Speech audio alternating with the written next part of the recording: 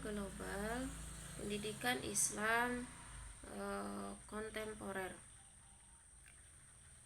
Dengan kemajuan teknologi di zaman modern ini, mungkin banyak perubahan, termasuk dalam dunia pendidikan. Dan yang saya bahas ini dunia pendidikan Islam. Dalam pendidikan Islam biasanya ada peserta didik, para pendidik, lembaga, sarana, prasarana, dan yang lainnya.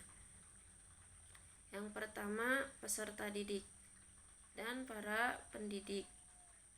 Jadi tantangan bagi para pendidik yaitu mengajarkan peserta didiknya.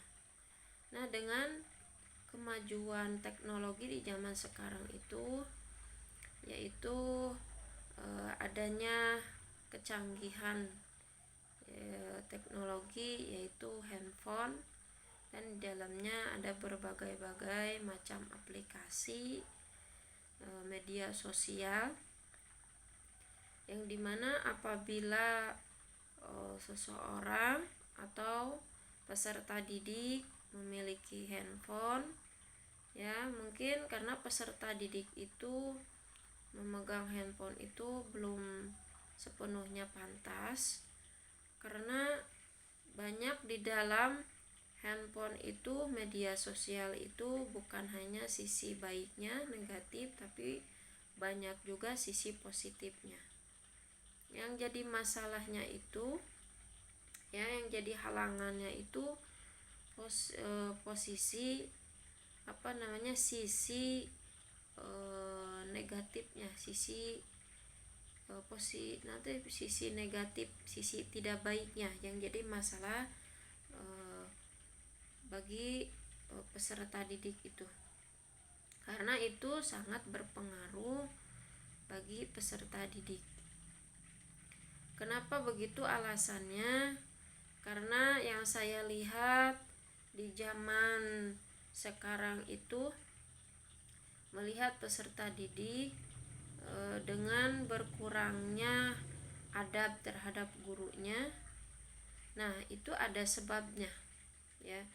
Karena dari ilmu itu akan melahirkan adab. Nah, sekarang itu hampir punah, ya, hampir hilang adab itu. Nah, itu karena ada faktornya. Ya, yang pertama itu hilangnya atau berkurangnya ketertarikan terhadap ilmu. Ya, mungkin itu juga salah satu pengaruh dari media sosial. Karena begitu, kenapa begitu? Karena di dalam media sosial itu banyak bermacam-macam konten-konten, ya, yang berupa-rupa sehingga apabila orang yang bermain media sosial, dia akan kecanduan, ya, yang dimana orang yang akan menggunakan media sosial itu misalkan dengan scroll dan akan membuat seorang itu senang bermain medsos itu, ya, senang, asik, ya, apalagi game, ya, sehingga apabila tidak diberhentikan, ya, dia akan terus menerus, ya. Jadi sebenarnya itu belum pantas, ya, tidak baik memberikan handphone kepada anak yang masih berproses belajar, dan itu akan menjadi sebuah gangguan, halangan yang seharusnya anak yang masih berproses pemula dalam belajar ilmu itu harus dibatasi, ya, harus diawasi oleh orang tuanya. Karena kalau tidak diberhentikan, ia akan keasikan, ya, karena belum bisa mengatur waktu, ya, itu. Jadi bagi orang tua itu harus dibatasi itu, walaupun diberikan tapi dengan cara diatur oleh orang tuanya, karena itu akan sangat berbahaya, ngaruhnya sangat luar biasa dan sangat kuat bagi anak-anak, terutama bagi guru itu menasehati peserta didiknya agar tidak terlalu lama bermain media sosial. Nah, kenapa begitu alasannya? Ya, karena tadi hilangnya ketertarikan terhadap ilmu. Karena apa? Ilmu itu, belajar ilmu, proses mencari ilmu itu dipenuhi dengan kesusahan, kepahitan, ya, mungkin agak bosan, jenuh, ya. Sedangkan bermain handphone, bermain game, bermain media sosial itu akan membuat, ya, anak itu, peserta didik itu akan membuat senang, asik. Makanya dia akan memilih yang senang, ya. Sedangkan ilmu itu dilalui dengan proses tidak mudah. Ilmu itu dipenuhi dengan capek, ya, ngantuk. Makanya dia tidak mau susah, pengennya yang senang. Dia memilih handphone yang membuatnya dia senang, ya. Makanya pikirannya dan perhatiannya itu teralihkan, gitu. Kadang misalkan di sekolah, di kelas juga tidak baik apabila dikasih HP. Mungkin dia akan sibuk, ya, main HP. Alangkah baiknya dirampas atau dilarang membawa HP ke sekolah, lembaga pendidikan Islam, karena itu menjadi gangguan saat proses belajar. Nah, kembali kepada tadi, ya, faktor dari kurangnya adab terhadap guru itu ya karena tidak tertarik terhadap ilmu.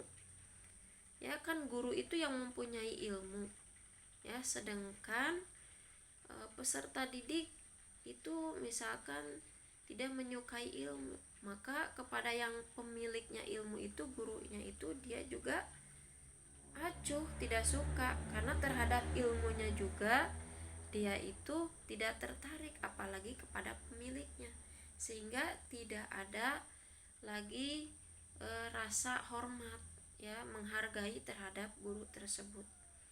Ya, mungkin karena pengaruh itu konten-konten di media sosial.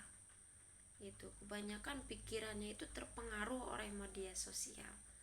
Apalagi konten-kontennya itu tadi, ya, negatif, tidak baik, ya. Selain ilmu itu yang tidak mendidik. Makanya tadi alangkah tidak baiknya apabila anak di peserta didik yang masih proses belajar itu tidak dikasih handphone atau dibatasi. Ya, kalau kan sekarang itu alasannya kan di sekolah itu karena ya serba teknologi, jadi perangkat pembelajaran itu lewat handphone. Misalkan alasannya gitu, si anak itu kepada orang tuanya, misalkan ini pendidikan Islam yang misalkan tanpa pesantren, misalkan ya di MTS gitu, ya. Nah, itu kan diharuskan membawa handphone, misalkan belajarnya itu lewat handphone, ya, mengisinya itu lewat link, ya, diisi itu yang jadi alasan. Ya, mungkin bagi orang tuanya harus bisa pintar-pintar mengatur dan membatasinya agar tidak menjadi sebuah gangguan bagi anaknya, ya, gangguan sehingga anaknya itu jadi terhalangi gitu, jadi tidak mau belajar atau keganggu gitu, ya. Jadi harus bisa membatasi kepada anaknya, bisa mengatur gitu, ya. Itu di pendidikan sekolah gitu, ya, ada tugas tapi harus lewat handphone. Nah, itu jadi tantangannya juga, yaitu sisi baiknya, negatifnya, karena perangkat pembelajaran sekarang itu sebagiannya itu kan tidak nulis manual, harus pakai handphone. Sedangkan di dalam handphone itu tadi, ya, banyak aplikasi media sosial juga yang tidak baiknya, ya, konten yang tidak mendidik itu. Dan itu menurut saya termasuk tantangan, ya, tantangan.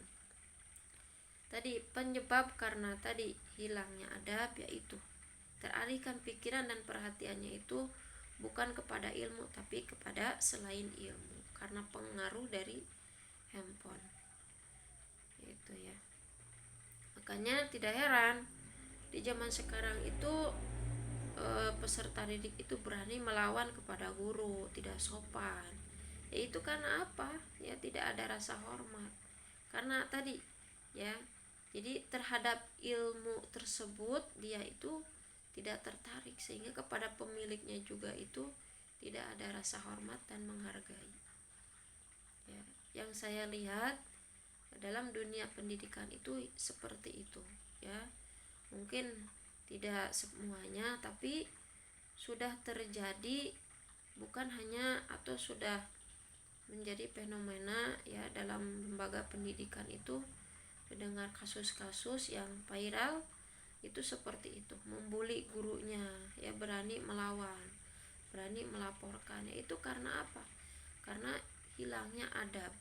Kenapa hilangnya adab? Karena tidak tertarik dengan ilmu. Kenapa tidak tertarik? Karena tidak tertarik dengan ilmu sehingga kepada pemiliknya juga kurang hormat dan kurang menghargai. Dan menjadi sebuah tantangan bagi peserta didik di lingkungan lembaga pendidikan Islam di pesantren juga sangat menjadi sebuah tantangan berat ya.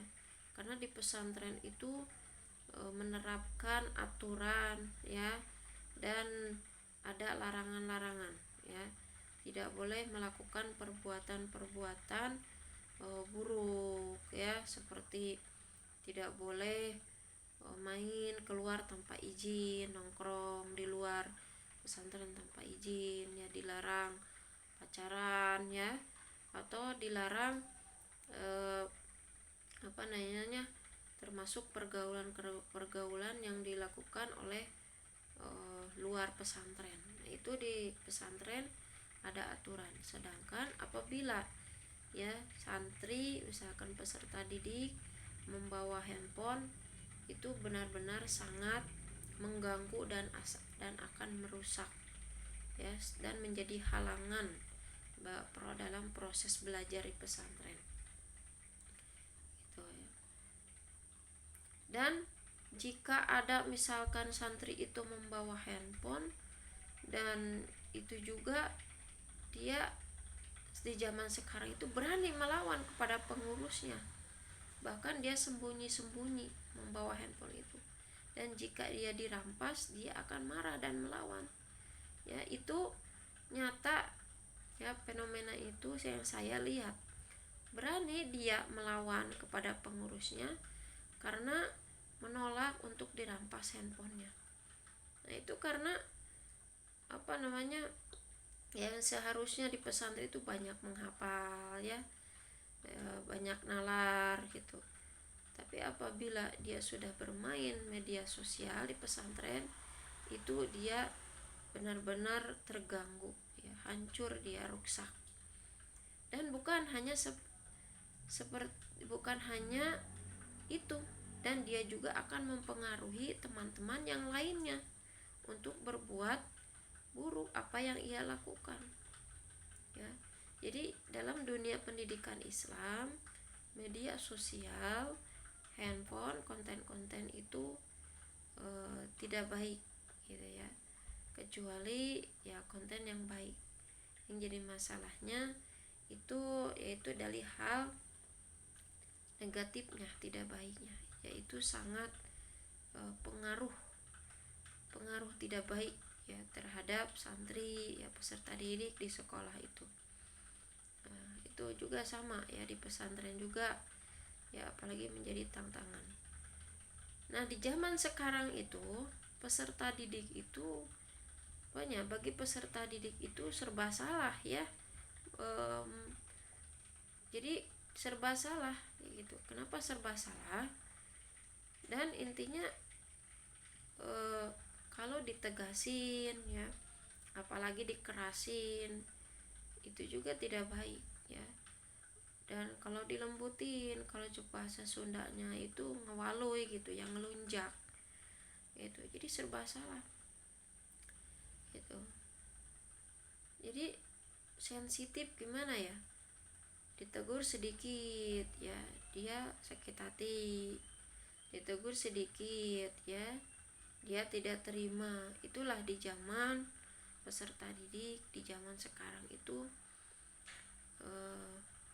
Ya intinya bagi para pendidik itu harus benar-benar tidak menyerah, walaupun dalam dunia pendidikan itu dalam situasi seperti ini fenomenanya ya, dan itu fakta ya, mau di pesantren mau di sekolah itu situasinya seperti itu ya, sikap-sikap peserta didik walaupun tidak semuanya ya, tapi sekarang itu tidak seperti dulu ya. Anak peserta didik seperti dulu itu ya kebanyakan ya mengagungkan guru, menghormati guru ya, menghargai guru.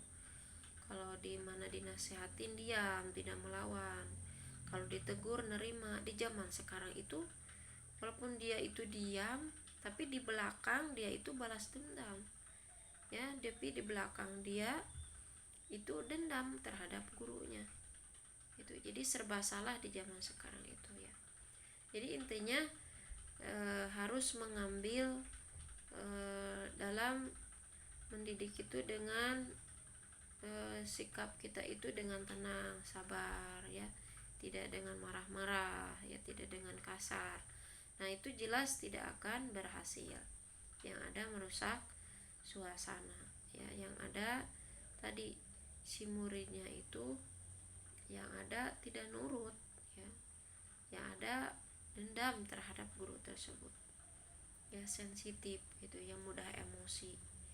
Mungkin melihat situasi dalam pendidikan umumnya bagi peserta didik itu ya sekarang itu seperti itu ya. Terima kasih.